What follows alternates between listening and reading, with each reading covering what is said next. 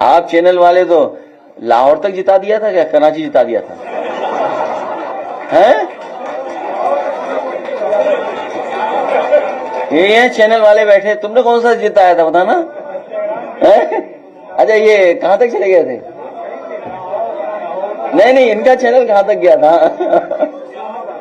अच्छा, इस्लामाबाद चला गया था इनका चैनल। बताइए आप, हद कर दिया आपने, कितना अपमान करवाया देश का। सोने का भाव 1 लाख से ऊपर चला गया है। सोने का भाव 1 लाख रुपए से ऊपर पहुंच गया 1 तोला। यह है भारतीय जनता पार्टी का सबका साथ सबका विकास। आप सोचिए, गरीब परिवार में अगर कोई शादी हो तो अपने परिवार की बेटी के लिए एक सामान भी खरीद करके गरीब परिवार का सदस्य नहीं दे सकता। उसके माँ बाप पिता अगर कुछ देना चाहेंगे तब भी नहीं दे पाएंगे। और लगातार ये सरकार कह रही कि हम विकसित भारत बनाएंगे। इनके विकसित भारत का सपना क्या है? आखिरकार हम विकसित भारत किसको बोलेंगे? क्या विकसित भारत यही है कि जहां पर गरीब अपनी बेटी की भी शादी नहीं कर पा रहा है, न करा पा रहा है? क्या विकसित भारत में यही महंगाई होगी, मुनाफा इतना ही लोग कमाएंगे? विकसित भारत में यही इतना ही भ्रष्टाचार होगा? आखिरकार भारतीय जनता पार्टी का विकसित भारत का सपना क्या है? यही सपना है क्या उनका? और फिर हम धन्यवाद देना चाहते हैं एक बहुत प्रतिष्ठित न्यूज चैनल का, जिन्होंने कम से कम सत्य को सामने लाने का प्रयास किया। जो लोग ये दावा करते थे कि कुंभ में 37 लोगों की जान गई है, अब तो वो आंकड़े आ गए हैं 82 के। और सरकार अभी भी छिपा रही होगी, अभी भी सच्चाई नहीं सामने आई है। और सरकार क्या कर रही थी? मुआवजा न देना पड़े इसलिए आंकड़े छिपाना, और वो लोग कुछ दावा न करें, मुआवजे की मांग न करें, उसके लिए घर घर जाकर के पैसे दिए गए। आखिरकार ये पैसे किसने दिए थे जो दिए जा रहे थे? आखिरकार कुंभ में जिन लोगों की मृत्यु हुई है, मृत्यु के बाद जो सरकार ने मुआवजा तय किया था, आखिरकार कैश कौन देने जा रहा था? ये कैश किसका था? और अगर वो नहीं दे पाए वहां पहुंच करके उस परिवार में, तो आखिरकार वो नकदी वापस किसको मिल गई? जो लोग ऐसे पवित्र काम में झूठ बोल सकते हैं, वो किसी भी आंकड़े में झूठ बोल सकते हैं। इसलिए जहां हमें वोटर लिस्ट के लिए सावधान रहना है, वहीं आने वाले समय में सेंसस भी होने जा रहा है। अब तो तारीख भी आ गई है। हम सब मिलकर के और सब लोगों को मिलकर के उसके लिए भी सावधान रहना पड़ेगा। पता नहीं कौन से आंकड़े सरकार दे दे, क्योंकि भारतीय जनता पार्टी के आंकड़ों पर किसी को भरोसा नहीं है।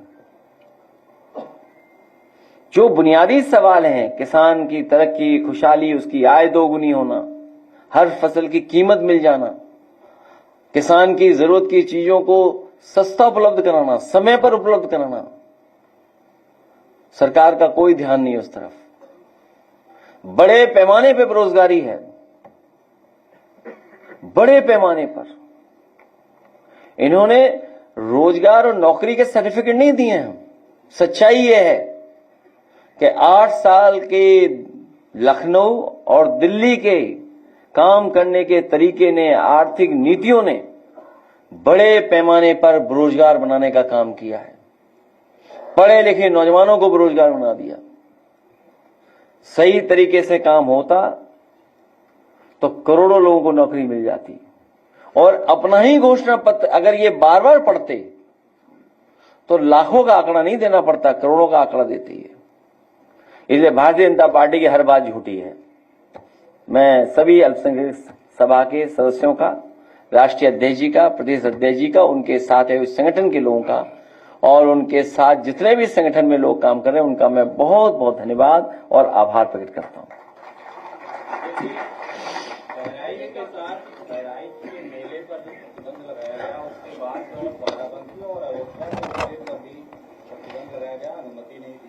सवाल ये है कि सरकार ने वक्फ कानून को लाया, लेकिन उत्तर प्रदेश वक्फ बोर्ड में अभी तक चुनाव नहीं हो सके जिसमें 2 एमएलए और 2 एमपी जाते हैं।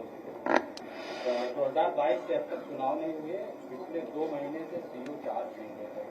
प्रदेश भर के लोगों को करीब भारतीय जनता पार्टी और उनकी सरकार नफरत को बढ़ाने का काम करेंगे। जो परंपरागत हमारे मिली जुली संस्कृति का, हमारे जो आपसी मेल के स्थान या मेले, उनको जानबूझ करके रोकना चाहती है। कारोबार हमें जोड़ता है, मेला हमें जोड़ता है। एक कारोबार के खिलाफ लोग हैं, खुशियों के खिलाफ लोग हैं। मेले में क्या है, मिठाई खाने लोग जाते हैं, थोड़ा कारोबार करते हैं गरीब के लोग, झूला झूलते हैं। यानी क्या लेना देना झूला झूलने से? कोई मेला ऐसा नहीं होता जहां पर झूला न लगता हो, मिठाई ना मेले में हो। और गरीब लोगों का मेला होता है, मिलने का स्थान होता है, कारोबार का स्थान होता है और हजारों साल से लगे हुए मेले जहां एकता का संदेश जाता है, मिलकर के रहते हैं लोग, जहां पर एक दूसरे के प्रति सम्मान बढ़ता है, एक दूसरे से जुड़ने का मौका मिलता है, उस हर चीज से भारतीय जनता पार्टी के खिलाफ है। इसीलिए मैंने सवाल पूछा कि जो 37 का आंकड़ा बता रहे थे अब 82 का आंकड़ा हो गया है। अगर हमारे ये सब पत्रकार निकल पड़े जिस तरीके से उस बड़ी संस्था ने, प्रतिष्ठित संस्था ने रिसर्च करके, समय लगा करके, रिस्क लेकर के ये आंकड़े सामने लाने का काम किया है, अगर ये हमारे साथी भी निकल पड़े तो इस सरकार की पूरी पोल खुल जाएगी। सरकार कहीं मुंह दिखाने लायक नहीं बचेगी। ये कैश आया कहां से जो दिया जा रहा था? हमारे बहुत सारे साथियों पे जांच हो जाती है, आप पे भी कईयों पे छापा पड़ जाता है। ये कैश आया कहां से? और जिनमें वो कैश वितरित हो पाया है, जहां मान लीजिए वितरित नहीं हो पाया, वो कैश वापस गया किसके हाथ में? नकदी कैश आप दे कैसे सकते हैं? किस नियम के तहत आप नकदी दे रहे हैं? नकदी देने का निर्णय किस नियम के तहत हुआ है? नकदी का वितरण किसके आदेश पर हुआ है? वितरण तो बताइए, भूल जाइए कि वितरण क्या हुआ, चलो किसी को कुछ पहुंचा। आखिर किसके आदेश पर हुआ है? ये कौन है जो नकदी बंटवा रहा है? क्या नकदी बांटने में अनियमितताएं नहीं हुई होंगी? जो वापस आया होगा, जो देने गए वो अपनी जेब में रख लिया होगा। और मृत्यु के कारण भी नहीं बता रहे हैं लोग। आखिर क्यों सरकार कर रही? इन सवालों से सरकार क्यों बचना चाहती है?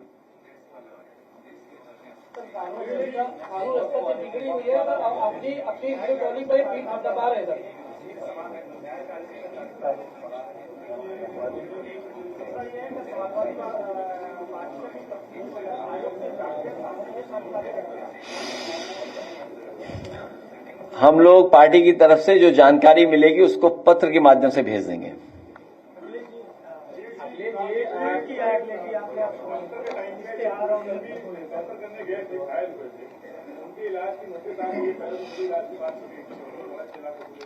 अगर इश्तहार में चित्र नहीं तो उन्होंने मित्र बदल दिया अपना।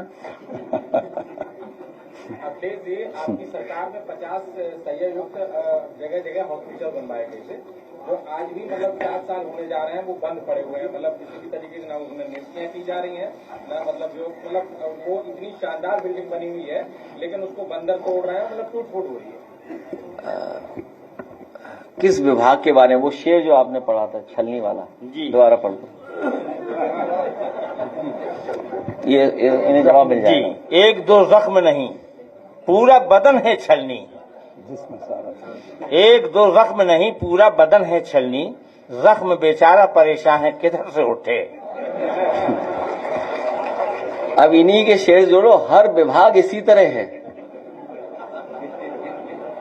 हर विभाग ऐसा ही है। किस विभाग के बारे में बात करें बताओ?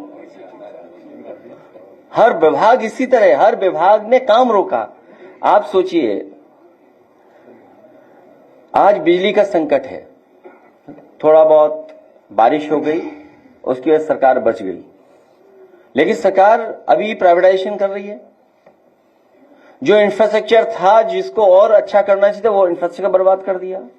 कहीं ट्रांसफार्मर फूक रहे हैं, कहीं लाइन कट जा रही है, पहुंच नहीं पा रही है। लोगों को कैसे जीवन यापन जी पा रहे थे इन गर्मी में, सोचिए आप। कोई बिजली बनाने का कारखाना नहीं लगाया। और अब सुनने में आ रहा है कि ग्रामीण और शहरी क्षेत्र में महंगी बिजली मिलने वाली है। और कई बार मैंने कहा और फिर कहता हूं मैं आपको, जब तक बिजली सस्ती नहीं होगी तब तक कोई भी उद्योग कारोबार उत्तर प्रदेश में नया नहीं आएगा। क्योंकि जिस समय सस्ती बिजली उत्तर प्रदेश में उद्योग लगाने के लिए होगी, कारोबार लगाने के लिए होगी, उस समय वो कारोबारी उद्योगपति दूसरे प्रदेश के लोगों से कंपटीशन कर पाएगा। आप बताइए बिजली कहां पहुंचा दी, कितनी महंगी। हर चीज पर पैसा वसूली सरकार, और जो बिजली विभाग मुनाफे में था वो कहां पहुंच गया बताओ आप। और एक भी बिजली का कारखाना लगाया हो तो बताओ। आप साथियों से पूछता हूं कि जो बिजली के कारखाने का उद्घाटन किया था, क्या बीजेपी का लगवाया हुआ था क्या, या बीजेपी ने शुरू किया था? समाजवादियों का शुरू किया गया कारखाने था, उसका उद्घाटन हुआ, उसी की वजह से आज बिजली मिल रही है। स्वास्थ्य विभाग का तो हाल ही जाने क्या है। स्वास्थ्य विभाग में क्या हाल है, मेडिकल कॉलेजेस का क्या हाल है। सुनने में आया है कि मेडिकल कॉलेज में निर्देश दिए गए हैं, निर्देश कि कोई भी एमबीबीएस स्टूडेंट फेल न किया जाए। अब आप सोचिए इसके पीछे क्या होगा, क्योंकि बच्चे शिकायत न करें। जो पढ़ने जा रहे हैं मेडिकल कॉलेज में, वो मेडिकल कॉलेज में कोई भी इंफ्रास्ट्रक्चर नहीं है, प्रोफेसर नहीं है, असिस्टेंट प्रोफेसर नहीं है। अभी नए बच्चे आने जा रहे हैं एमबीबीएस के, क्या इंफ्रास्ट्रक्चर तैयार है बताइए आप। तो कौन से विभाग के बारे में बात करें। और कई विभाग तो ऐसे हैं बस चल रहे हैं। पानी की टंकी वाला विभाग तो पता ही है आपको, अभी कौन सा जून महीना चल रहा है, आज अखबार में खबर आ गई कि पानी की टंकी से पानी निकल रहा है, तो जुलाई तक गिर जाएगी। हर महीने गिरनी है टंकी, तो जून वाली तो गिर चुकी है, जुलाई वाली गिरेगी अभी। सिंचाई विभाग ने भी कई पद रद्द कर दिए हैं। अब ये सरकार ही रद्द होगी, जनता रद्द कर देगी इसको।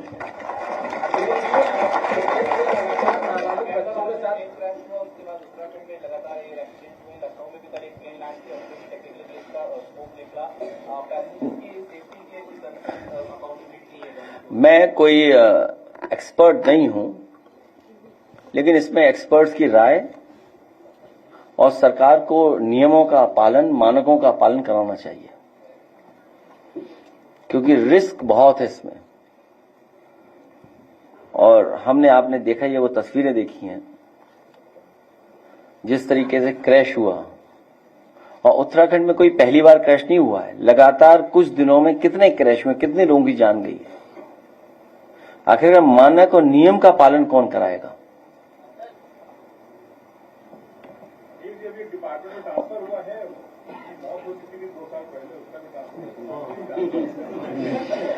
ये कोई नई चीज सरकार में नहीं है। कल कम से कम इतनी बड़ी पुलिस आई थी, ये तो पता लगता है कि लापता अधिकारी कहाँ हैं। उस पर भी चर्चा हो जाती। 2017 से पहले बिना पर्ची, बिना बिना जातिवाद या क्षेत्रवाद के भर्ती नहीं हुआ करती। कोई भी सरकार नियम के बाहर भर्ती नहीं कर सकती है। कोई भी सरकार नियम और नियम के बाहर भर्ती नहीं कर सकती। ये आरोप इसलिए लगाते हैं कि अगर हम लोग संख्या पूछना चाहें कि इतनी भारी संख्या बता रहे हैं आप, इसमें पीडीए की गिनती क्या है, पीडीए की हकमारी कौन कर रहा है, इस भर्ती में पीडीए की हकमारी किसने की, पीडीए की आंकड़े बता दे सरकार। कोई सवाल न पूछे, इसलिए ये केवल इनका प्रोपेगेंडा है। भारतीय जनता पार्टी से अच्छा प्रोपेगेंडा कोई नहीं कर सकता। कम से कम ये तो बता देते कि उत्तराखंड में खजाना किसका लूटा गया। एक आईएएस लापता है बंटवारे को लेकर के, और सुना है कि किसी को इस्तीफा देना पड़ा था आपके विभाग के, आपके ही विभाग के किसी सलाहकार को, क्या बोलेंगे उसको, क्या हिंदी में क्या बोलेंगे, हाँ एडवाइजर, सलाहकार को इस्तीफा देना पड़ा था। और सोचिए इस्तीफा कब देना पड़ा, जब मुख्यमंत्री कार्यालय के लोग जमीनों का काम कर रहे थे। जमीनों का मामला निकला, जो उनके मालिक थे पार्टनर कहां भागे हुए हैं बताएं आप, क्या नाम है उनका, सोचिए आप। तो ये बातें कौन याद दिलाएगा।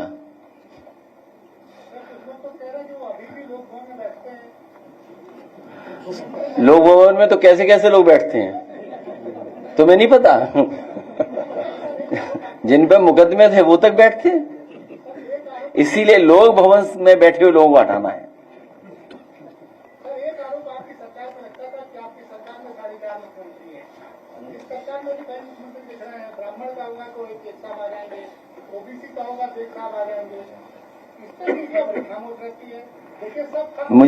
मैं धन्यवाद देता हूं कि आप तो बोल रहे हो, एक का बोलना ही बहुत है।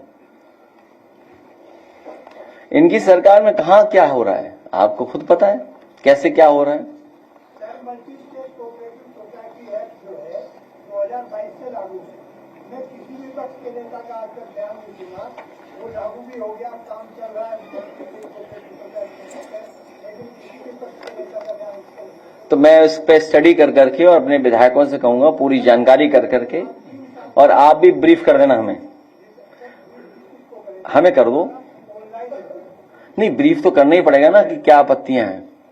और आपको बहुत मोटी बात बता दूं, हर इंस्टीट्यूशन को, जो इंस्टीट्यूशन इंडिपेंडेंट है, हर इंस्टीट्यूशन को ये कंट्रोल करना चाहते हैं, चाहे कोऑपरेटिव सोसाइटी का हो, चाहे कोई भी हो, हर एक का कंट्रोल भारतीय जनता पार्टी खुद चाहती है। उसी के तहत सब फैसले सरकार लेती है। जितने भी एक्ट में परिवर्तन आया है, नियमों में परिवर्तन आया है, कंट्रोल उनके हाथ में चला जाए, उसी के लिए परिवर्तन लेकर के आए। अखिलेश जी, आजमगढ़ में आपके जो विधायक है रमाकांत यादव जी की संपत्ति को प्रूव कर लिया था। सारा तो फेडरल स्टेट पर वर्क हो रहा है इस कानून से, पंचायत राज से खत्म हो रहा है। अगर स्टडी करोगे सर, और राज्य सरकार को कोई राइट नहीं बचेगा इसके बाद।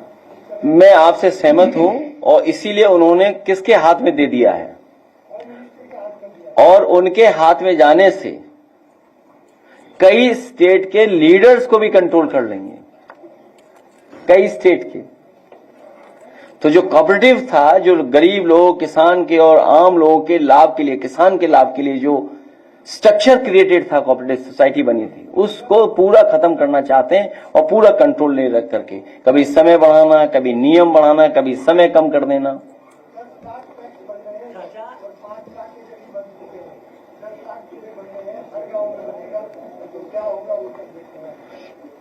इसलिए सरकार हटाना बहुत जरूरी है।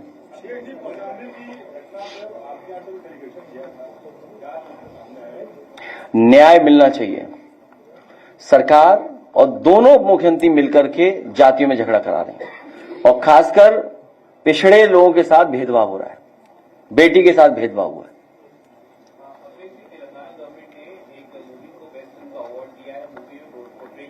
हैदराबाद का जो हिस्ट्री थी उसको पूरी गलत तरह से पोर्ट्रे किया गया है।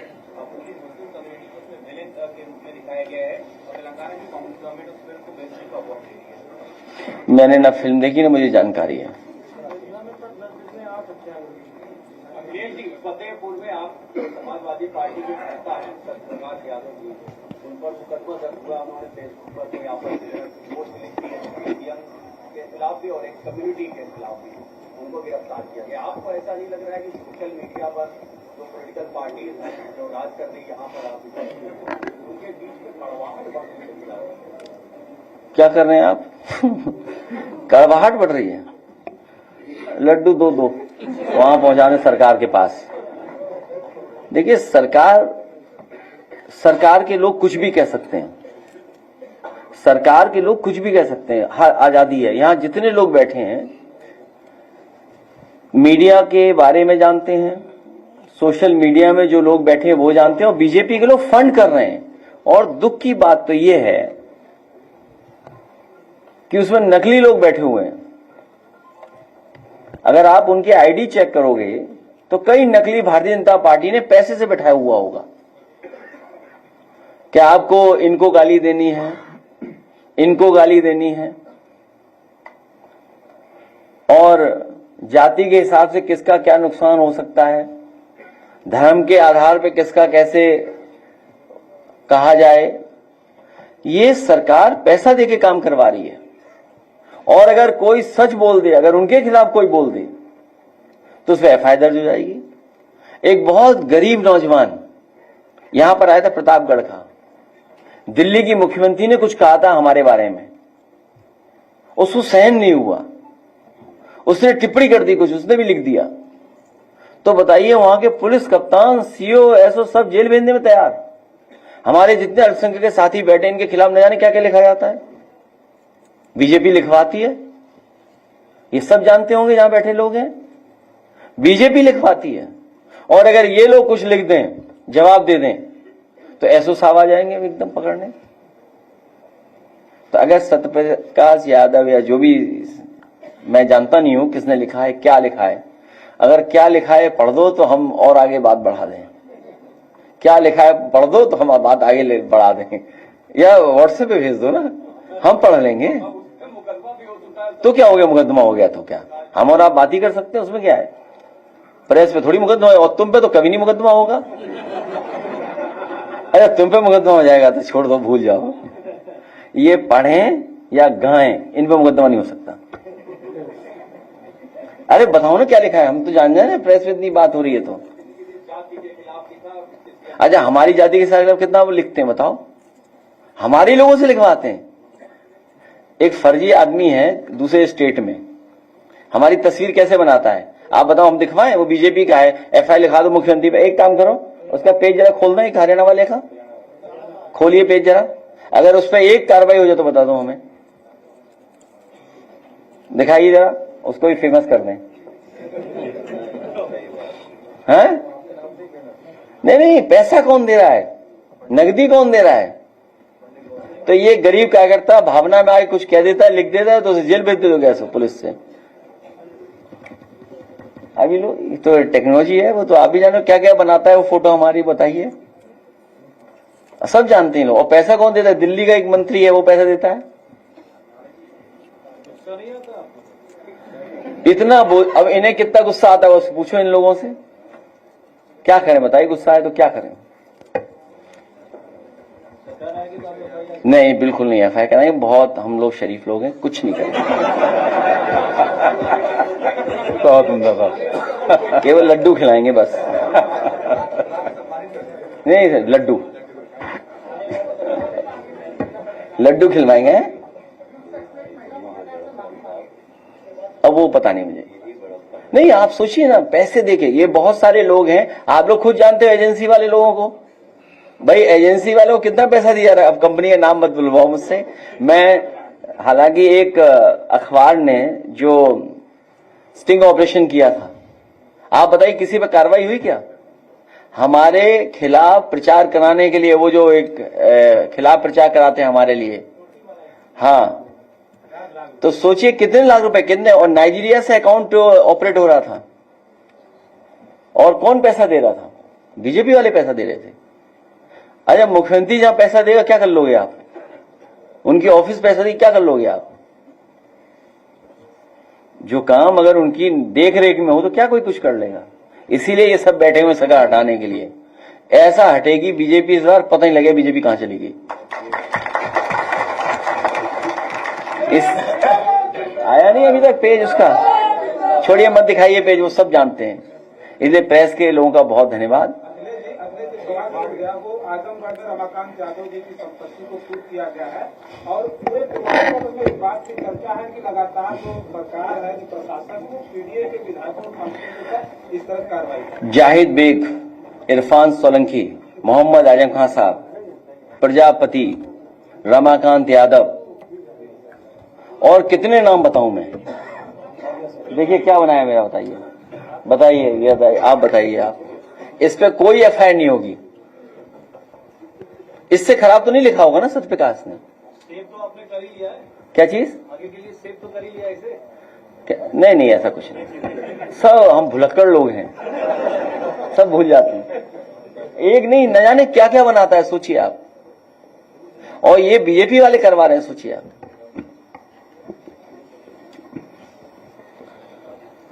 आप चैनल वाले तो लाहौर तक जिता दिया था, क्या कराची जिता दिया था? हैं? ये हैं चैनल वाले बैठे, तुमने कौन सा जिताया था बताना? अच्छा, ये कहां तक चले गए थे?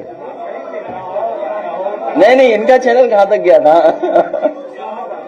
अच्छा, इस्लामाबाद चला गया था इनका चैनल। बताइए आप, हद कर दिया आपने, कितना अपमान करवाया देश का। बोलना नहीं चाहिए, लेकिन अब बता रहे हैं, अब क्या बताएं? हैं?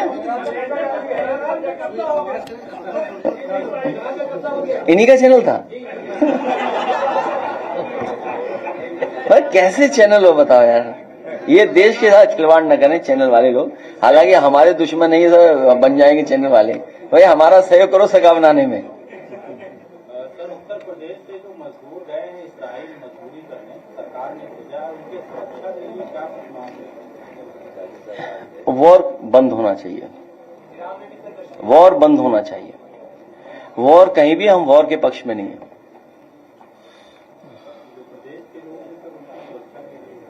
भारत सरकार से कहेंगे, और आपके माध्यम से मैं कहूंगा कि जो भारतीय लोग, हिंदुस्तानी लोग ईरान में हैं या और जगह हैं, उनको पूरा सुरक्षित वापस लाए भारत सरकार।